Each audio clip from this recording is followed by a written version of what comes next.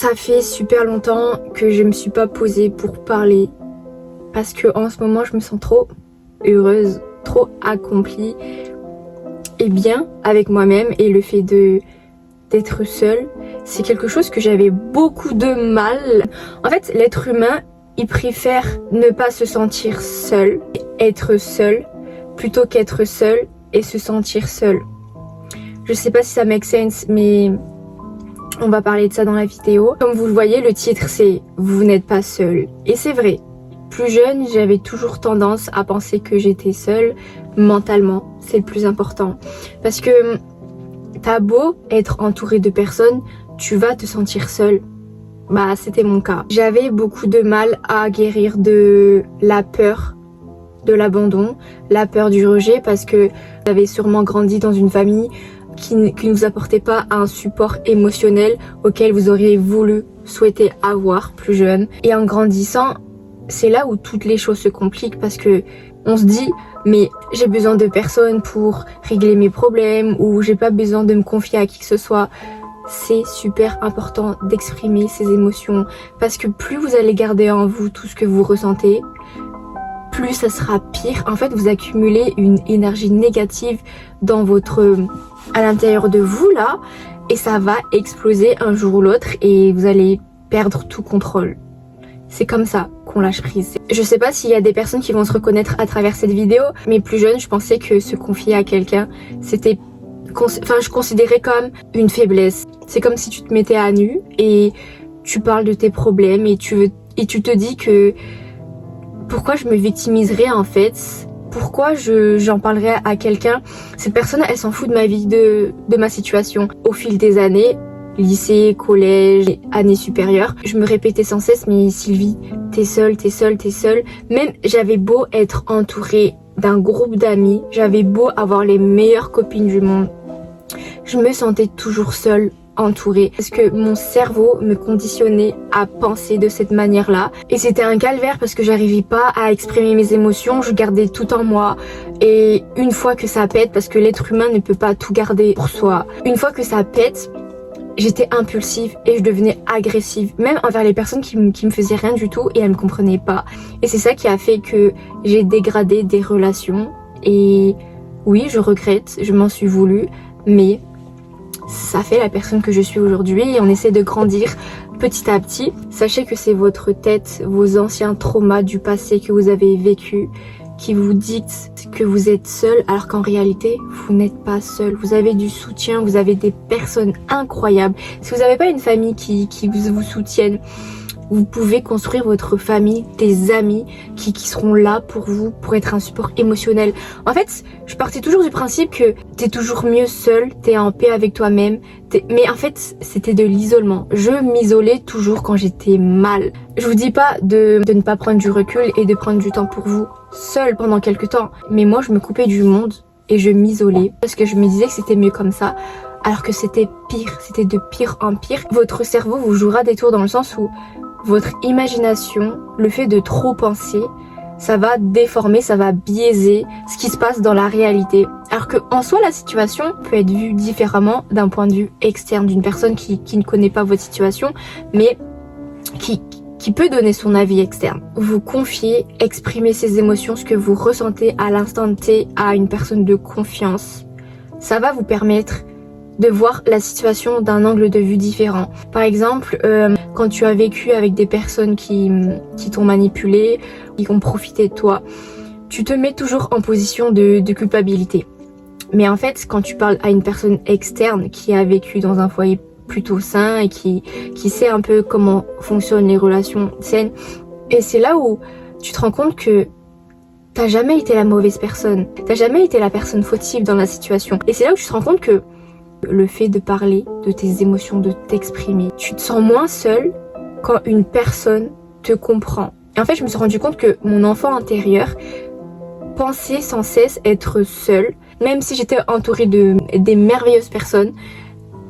Pour moi, j'étais toujours seule parce que j'exprimais pas mes émotions. Tout ce que veut un enfant, c'est d'être compris. On cherche pas la solution. C'est pas en parlant de ses problèmes à une personne externe qu'on souhaite qu'elle nous trouve une solution et que le lendemain c'est réglé. Non, en soi nos problèmes on peut les gérer seul, comment contrôler ses émotions, comment... Bref, c'est tout simplement pour être compris. L'être humain a besoin de validation. L'être humain a besoin d'être compris. Et je sais que pour certains, ça peut paraître difficile d'en parler, de se confier, même si vous avez des amis extraordinaires, de confiance.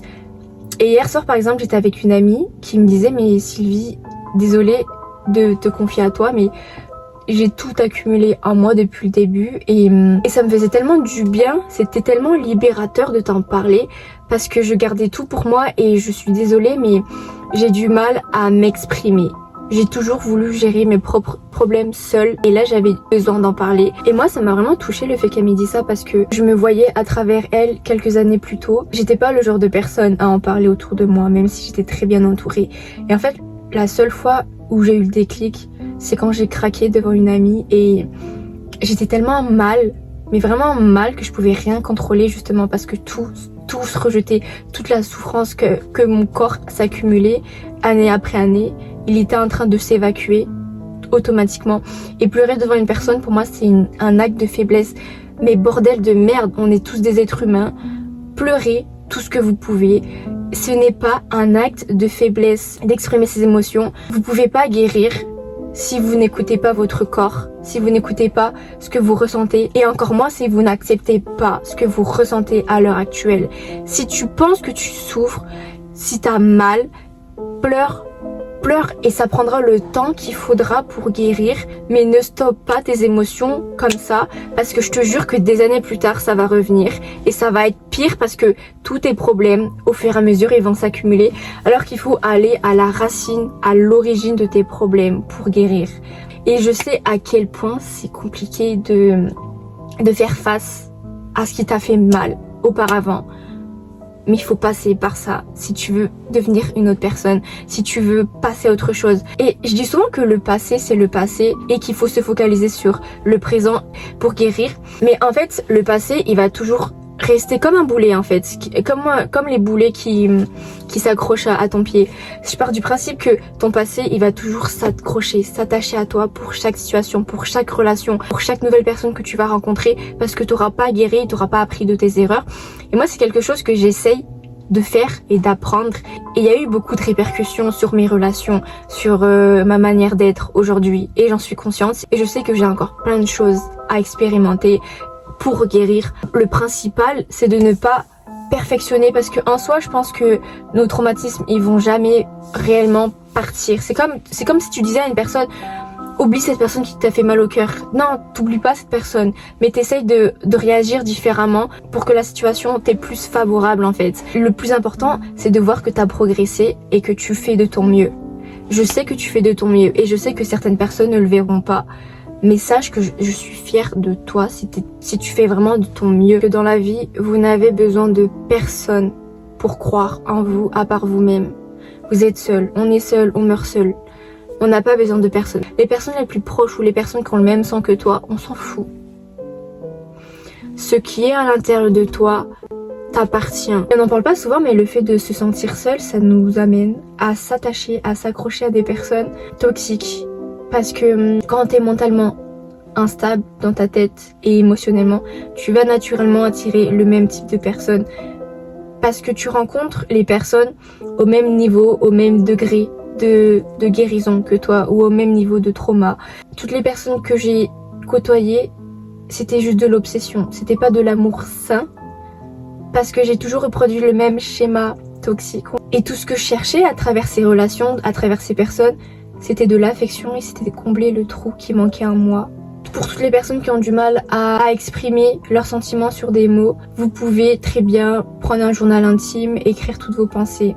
Ça va vous permettre de mieux les ordonner et de relativiser en fait. S'il vous plaît, acceptez l'aide, acceptez le soutien des personnes. J'avais tendance à penser que être indépendante, mieux c'est seul, mais à plusieurs, on avance plus vite, tout simplement.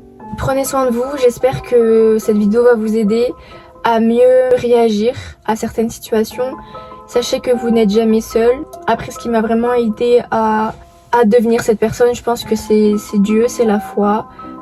Donc, si actuellement vous n'avez personne à qui vous pouvez en parler, vous pouvez prier, vous pouvez demander à Dieu. il vous écoute, il sera toujours là derrière vous. Et voilà.